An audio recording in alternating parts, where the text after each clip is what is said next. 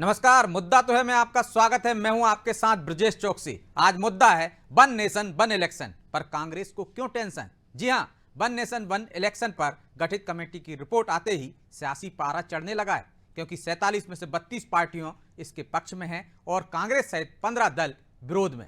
विरोधी दल इसे अलोकतांत्रिक गैर संघीय कदम बता रहे हैं।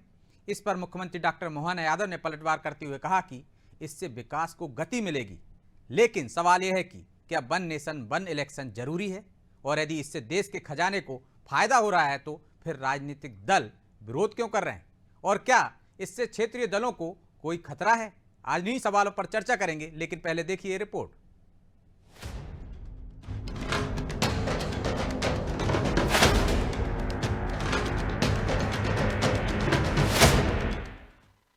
वन नेशन वन इलेक्शन यानी देश में लोकसभा विधानसभा से लेकर स्थानीय निकाय के चुनाव एक साथ कराए जाने के मुद्दे पर गठित कमेटी ने जैसे ही अपनी रिपोर्ट राष्ट्रपति द्रौपदी मुर्मू को सौंपी, कांग्रेस इसके विरोध में खड़ी हो गई।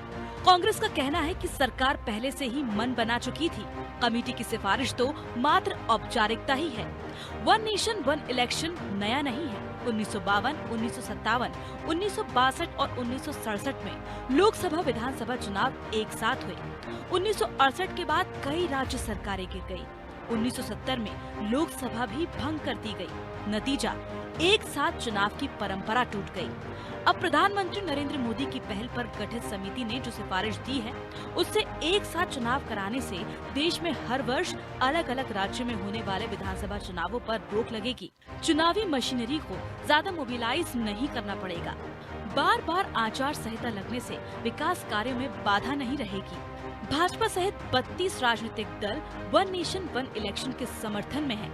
मध्य प्रदेश के मुख्यमंत्री डॉक्टर मोहन यादव ने भी इसका स्वागत किया है। इस देश में एक साथ चुनाव होना चाहिए और एक साथ चुनाव होने से विकास के बहुत सारे अवसर मिलते हैं। अलग अलग राज्यों में अलग अलग प्रकार के चुनाव जब पूरे साल चलते हैं तो विकास बाधित होता है, और ये हमारी भारतीय जनता पार्टी की भी अवधारणा शुरू से ही है। मैं माननीय प्रधानमंत्री जी की इस भावना का सम्मान भी करता हूँ। पिछले समय हमने कमेटी बनाई थी, उसने सुझाव दिए हैं, और वो निश्चित रूप से आने वाले समय में एक देश एक चुनाव, इस भावना के हिसाब से बहुत अच्छी बात है। देश में एक साथ पहले भी चुनाव होते थे। 1967 तक एक साथ चुनाव होते रहे, जबकि उस समय देश में कांग्रेस की सरकार ही हुआ करती थी।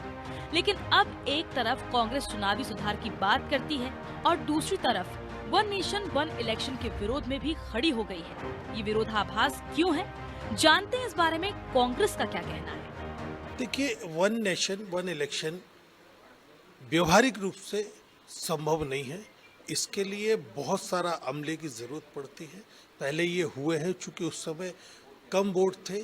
आज वोटों की संख्या में भी इजाफा हुआ है, और सुरक्षा की दृष्टि से, सरकारी संसाधनों की दृष्टि से ये संभव नहीं हो पाता था। इसीलिए इस तरह के प्रयास किए गए कि विधानसभा और लोकसभा चुनाव अलग अलग हुए। निश्चित तौर पर बहुत बड़े संसाधन अमले की जरूरत पड़ेगी। मुझे लगता है अभी इस पर विचार किया जाना चाहिए और इसको मुलतवी किया जाना चाहिए। देश में एक साथ चुनाव का विरोध करते हुए कांग्रेस अध्यक्ष मल्लिकार्जुन खड़गे ने पहले भी 17 बिंदुओं में पत्र लिखा था। अब फिर कांग्रेस इस बदलाव के विरोध में खड़ी हो गई है। वन नेशन वन इलेक्शन से न केवल पूरी चुनावी प्रक्रिया मजबूत होगी, बल्कि देश के सभी राजनीतिक दलों को दूसरे मुद्दे पर भी अपना ध्यान केंद्रित करने का वक्त मिलेगा। लेकिन लगता है कुछ राजनीतिक दलों को शायद ये पसंद नहीं आ रहा है।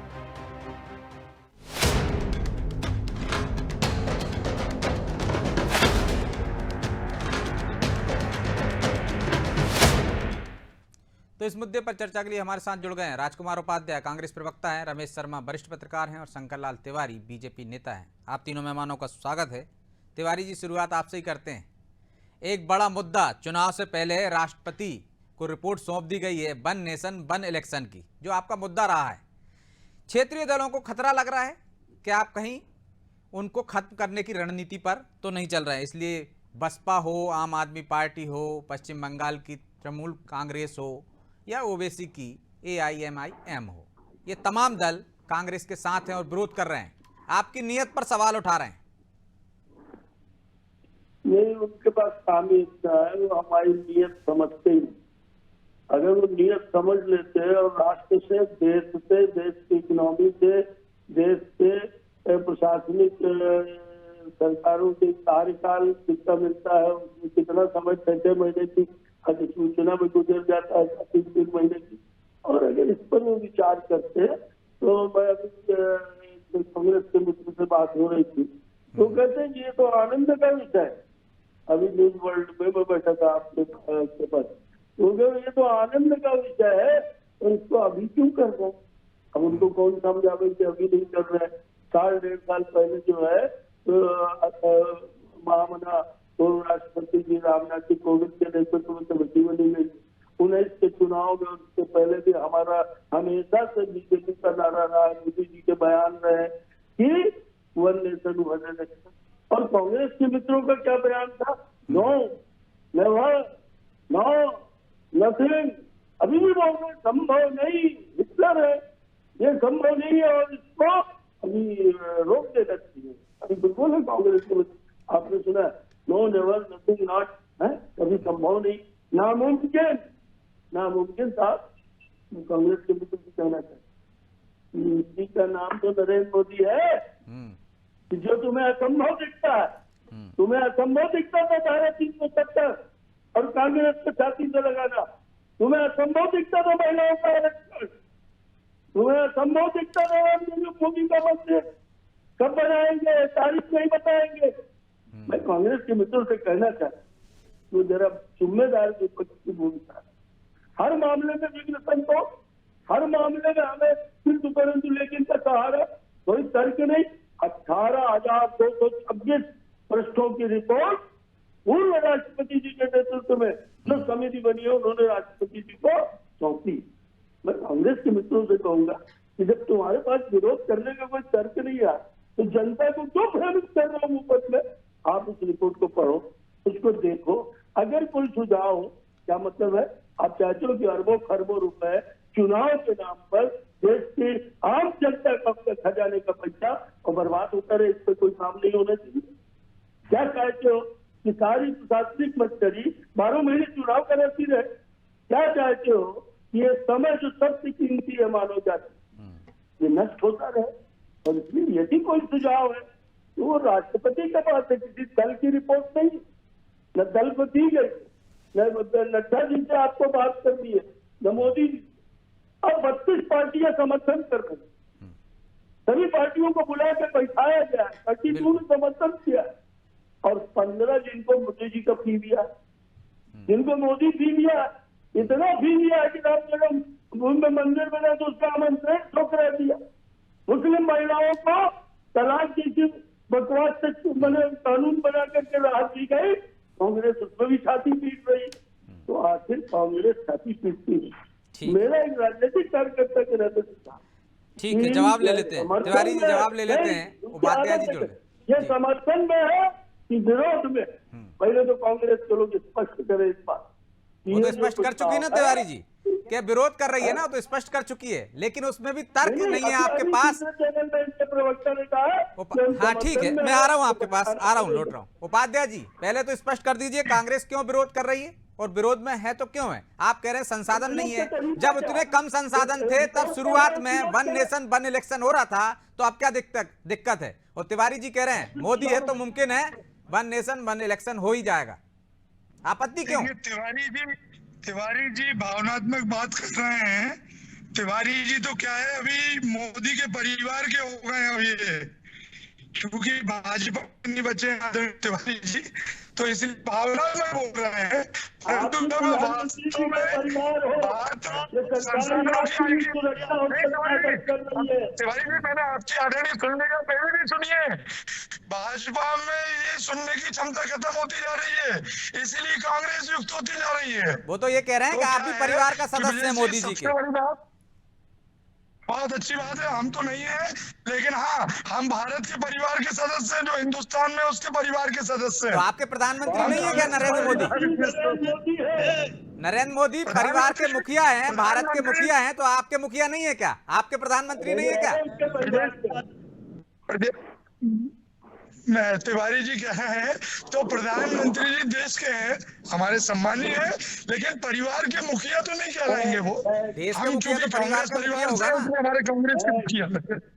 तो पहले तो मूल मुद्दे पे आ जाता हूँ मैं कि संसाधन की आवश्यकता पड़ेगी, आपको उतने कर्मचारी चाहिए, उतनी जगह जाने के लिए आपके लिए वाहनों की आप जो अधिग्रहण करते हैं मतदान केंद्रों के लिए, वहां पहुंचने की व्यवस्था।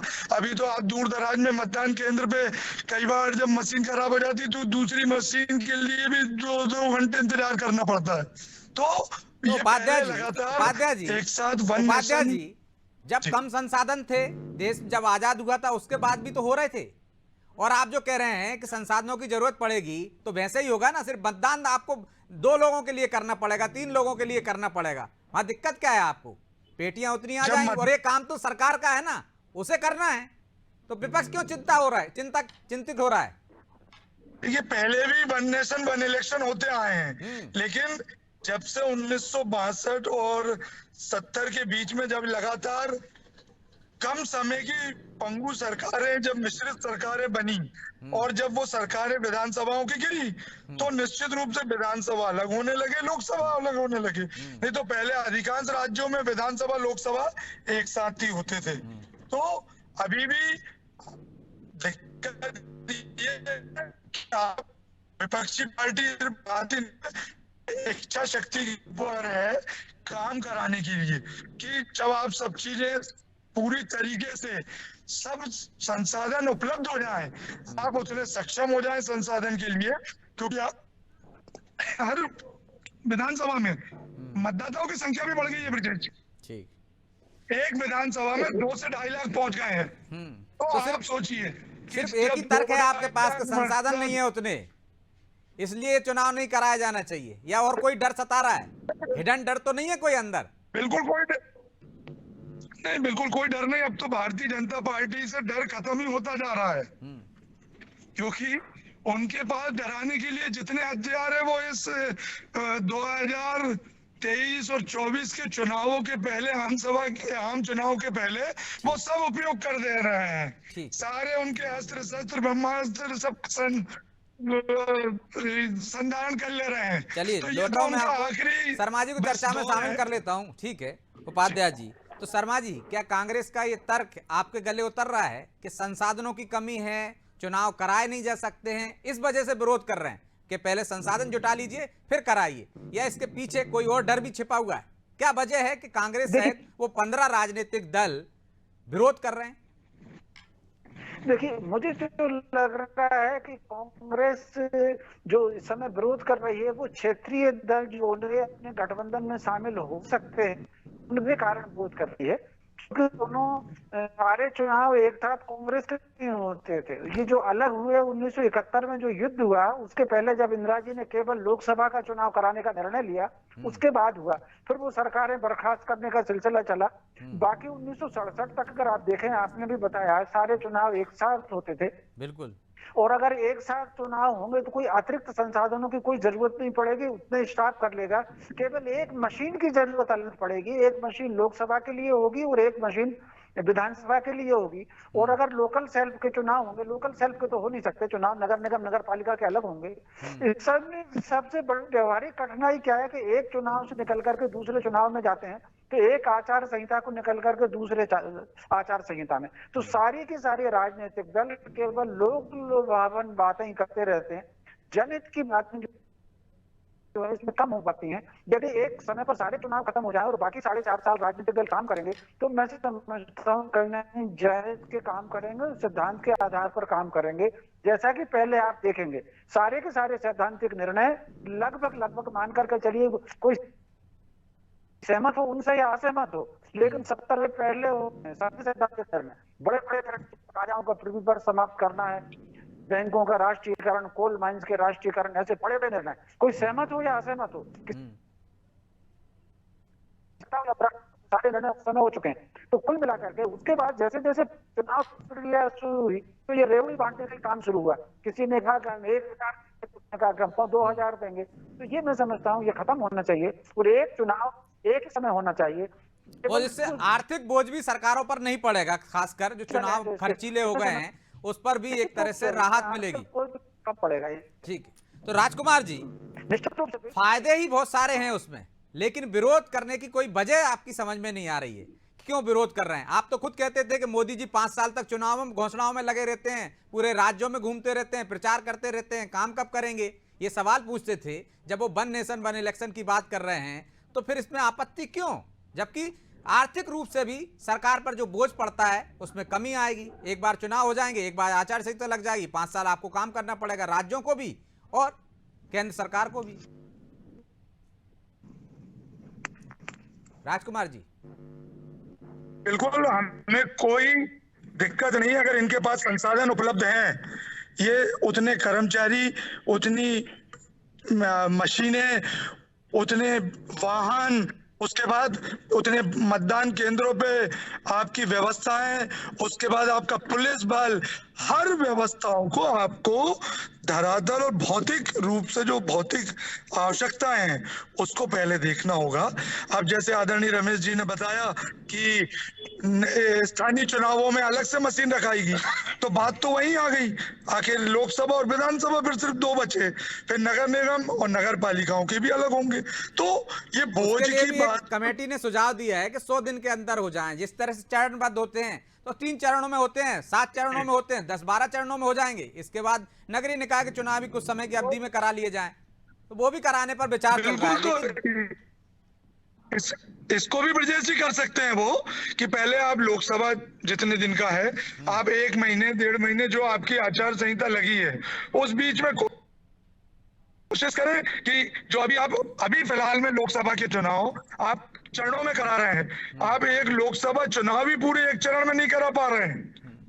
ये केंद्र सरकार भाजपा की भी लोकतांत्रिक देश में नहीं हो पा रहे हैं। जब वन नेशन वन इलेक्शन भी हो रहा है, ये व्यवहारिक सवाल नहीं है आपका उपाध्याय जी कि एक चरण में कौन करा सकता है? राज्यों के चुनाव एक चरण में नहीं हो पा रहे हैं, तो फिर ये वन नेशन वन इलेक्शन कैसे करा पाएंगे जब अभी आप ही कह रहे हैं, आप ही बोल रहे हैं चरणबद्ध तरीके में होंगे ना, जिस तरह से राज्यों के अभी होते हैं उसी तरह से साथ साथ में हो जाएंगे। इसमें अलग क्या दिक्कत क्या है भाई? यदि मध्य प्रदेश के साथ, केंद्र के साथ मध्य प्रदेश के चुनाव हो रहे हैं तो एक और एक्स्ट्रा मशीन ही लगेगी ना उसमें, बस एक साथ वोट डाल के चला जाएगा आदमी, खर्चा बचेंगे, एक साथ संसाधन लग जाएंगे, आपके मशीनें एक साथ बूथ पर भेज दी जाएंगी, एक साथ कर्मचारी लगेंगे, स्कूल के जो शिक्षक आप लगा देते हो जो चुनाव में ही लगे रहते हैं राज्यों के, वो एक बार जाएंगे 5 साल में, बाकी समय में बच्चों को पढ़ाएंगे। 10 साल से एनडीए गठबंधन की भाजपा की सरकार है, तो इनको ये संसाधन बिल्कुल कर लेना चाहिए था और कर लिया ना। अभी थोड़ी नहीं करा रहे हैं कि इसी बार करा रहे हैं 2024 में, 2029 तक की बात है। बोला आप पहले उसकी जो आज रामनाथ कोविंद जी ने जो रिपोर्ट प्रस्तुत की है 18,626 पेजों की, उसमें क्या क्या चीजें आई हैं वो भी अभी सब लोगों को पता पड़ेगी। जितनी जानकारी चूंकि आज ही उनने प्रस्तुत की है, कुछ घंटों पहले ही पहुंची होगी, तो ये सब चीजें और खुलेगी कि उसमें क्या दिक्कत है। बाकी संसाधन महत्वपूर्ण है क्योंकि संसाधनों की कमी आज भी हमारे पास देश में है।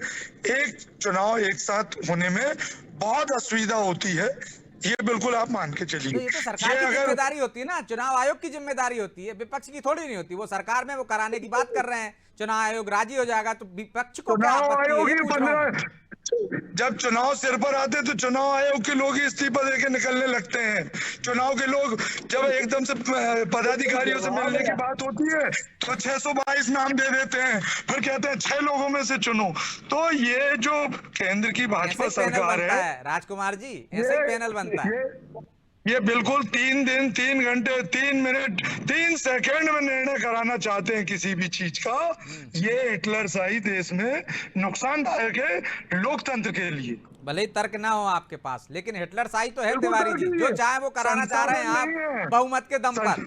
ठीक है, बिल्कुल बहुमत भी है, और जो बहुमत के साथ ये बार बार कहते हैं कि 400 पार, तो ये सिर्फ संविधान और बहुमत के आधार पे आईपीसी और आईटी सीबीआई सारों की धाराएं बदल के सब अपने हित में स्वहित में करना चाहते हैं। बदलाव तो अच्छा होता ना राजकुमार जी, यदि बदलाव अच्छा नहीं होता तो संविधान में इतने बदलाव नहीं किए जाते। आपने भी तो किए थे। समय के अनुसार तो बदलना ही पड़ेगा ना। कुछ कानून जो बेअसर हो गए हैं, फालतू के हैं, जिनसे कोई लाभ नहीं है, नुकसान है, उनको बदलना ही पड़ता है।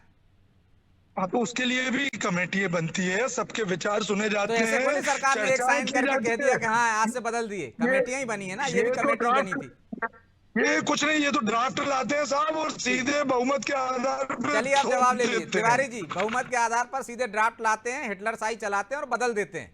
ना कमेटी बनाते हैं, ना सुझाव लेते हैं, ना उन पर अमल करते हैं। मैं सोच रहा हूँ आपके जो भी श्रोता सुन रहे हैं इस डिबेट को, वो ये समझ गए हो कि कांग्रेस के पास कोई शब्द नहीं, कोई तर्क नहीं है। One nation one election. अभी अगर आप अपने चैनल पे कह दो कि जो सुन रहे हो अपना अपना कोई ऑनलाइन क्या होता है, शर्मा जी कुछ पुराना प्रणाम करता हूँ, बड़ी साफ बात, कोई तर्क नहीं। और इसके बावजूद ये क्या करें संसाधन, अरे सारे जहाँ के दर्द हम आदि भी करते हैं, यहाँ घर में बैठे बैठे संसाधन की चिंता करते हैं। अभी बताया गया आपको, ये तो चुनाव आयोग का काम है, ये सरकार का काम है। और विषय को भ्रम मत भरे। विधानसभा और लोकसभा के एक साथ वोट पड़े, कुल इतनी सी बात है। और एक ही अधिसूचना पर एक ही महीनों में अब एक जन कहने लगे जब एक चरण में नहीं करा पा रहे, मेरे उपाध्याय जी कह रहे थे तो कैसे करा लोगे आगे, अभी जब नहीं करा रहे। अरे भैया एक चरण में कैसे संभव है? जबरदस्ती की बात। पूरे देश के अंदर फोर्स अप्लाई करना पड़ता है, सारी व्यवस्था बनानी पड़ती है। अरे बात तो सुनिए, विधानसभा के होने में बड़ी दिक्कत है। लोग जो आपको सुन रहे हैं वो ये सोच रहे होंगे कि आपको कोई बात की समझ नहीं है। आप एक अच्छे नेता है, बड़ी पार्टी के नेता है, भले आज आप तब तक यार एक चरण में चुनाव आप मैंने राहुल से कहलवा रहे। ठीक है तिवारी जी, माफी चाहता हूँ, समय की कमी है, एक छोटा सा कमेंट ले लेता हूँ शर्मा जी से। ठीक है तिवारी जी, शर्मा जी एक छोटा सा 30 सेकंड में जवाब दीजिए। छोटा सा सवाल है, क्या क्षेत्रीय दलों को तो एक तरह से अपने संकट की बात आ रही होगी कि उनका अस्तित्व संकट में पड़ सकता है, लेकिन राष्ट्रीय दलों के लिए तो फायदेमंद है, या कांग्रेस को भी इस बात का डर है कि जिस तरह का माहौल है, यदि इसमें वन नेशन वन इलेक्शन होंगे तो उसके अस्तित्व को भी राज्यों में खतरा हो जाएगा, राज्य भी छिन जाएंगे जो बच्चे खुचे हैं उनसे? क्या ये डर सता रहा है? नहीं, कांग्रेस को इस मामले में ठीक है शर्मा जी, मुझे नहीं लगता कि कांग्रेस चूंकि कुछ भी हो, राजनीति के सत्ता के साथ साथ कांग्रेस के अपना किसी सिद्धांत पर मतभेद हो सकता है, लेकिन कांग्रेस किसी सिद्धांत पर भी काम करती है। इससे नुकसान कांग्रेस को बिल्कुल नहीं होगा, लेकिन इससे नुकसान क्षेत्रीय दलों को होगा। जिन राज्यों में कांग्रेस प्रभावशाली है, मान करके चलिए कि उन राज्यों में लोकसभा के चुनाव में उसका लाभ कांग्रेस को मिलेगा, तो इसमें नुकसान कांग्रेस का नहीं होगा। तो कांग्रेस जो अभी विरोध कर रही है वो उन क्षेत्रीय दलों के कारण विरोध कर रही है। फिर इसके अलावा एक और मुझे बात लगती है, कांग्रेस में कहीं ना कहीं ये जो बौद्धिक वर्ग है, बौद्धिक वर्ग में कुछ वर्ग लोग ऐसे हैं जो कहीं ना कहीं कांग्रेस को कुछ दिनों से ऐसी सलाह देते हैं जो हमेशा उसके खिलाफ चली जाती है। ऐसे निर्णय वो ऐसे कर लेते हैं, ऐसे नारा दे देते हैं जो उनके खिलाफ चली जाती है। इससे कांग्रेस को कोई नुकसान नहीं होगा, बिल्कुल मान करके चलिए। लेकिन ये समझने की बात है कि कांग्रेस ये समझ जाए कि उसको नुकसान नहीं हो रहा है, बल्कि क्षेत्रीय दलों को हो रहा है, उसको तो फायदा ही हो रहा है। लेकिन ये समझने के लिए उसे पूरा मूल भाव समझना होगा। जिस तरह से पहले दो नेशन, यदि वन नेशन वन इलेक्शन होंगे तो दो राष्ट्रीय दलों में सीधा मुकाबला होगा, बाकी के क्षेत्रीय दल बिखर जाएंगे। शायद क्षेत्रीय दलों को संकट ज्यादा है, कांग्रेस को कम, लेकिन ये कांग्रेस के ऊपर है कि वो समझ नहीं पा रही है और क्षेत्रीय दलों के दबाव में विरोध कर रही है। बहरहाल समय इजाजत नहीं देता, इसलिए चर्चा को यहीं विराम देंगे। आप तीनों मेहमानों को बहुत बहुत धन्यवाद। तो कांग्रेस को पूरी रणनीति समझना चाहिए, वन नेशन वन इलेक्शन उसके लिए किस तरह से फायदेमंद है। लेकिन ये तर्क कि संसाधन नहीं है, चुनाव करा नहीं सकते हो, निश्चित तौर पर न दर्शकों के गले उतरेगा, न समझदारों के, न राजनेताओं के। लेकिन कांग्रेस इसी तर्क के साथ आगे बढ़ रही है, तो उसे विचार करना होगा कि ये तर्क निश्चित तौर पर कारगर साबित नहीं होने वाला, क्योंकि जनता समझ रही है कि कांग्रेस सिर्फ विरोध के लिए विरोध कर रही है। बहरहाल मुद्दा तो है, मैं इतना ही, मुझे दीजिए इजाजत और आप देखते रहिए अनादि टीवी। नमस्कार।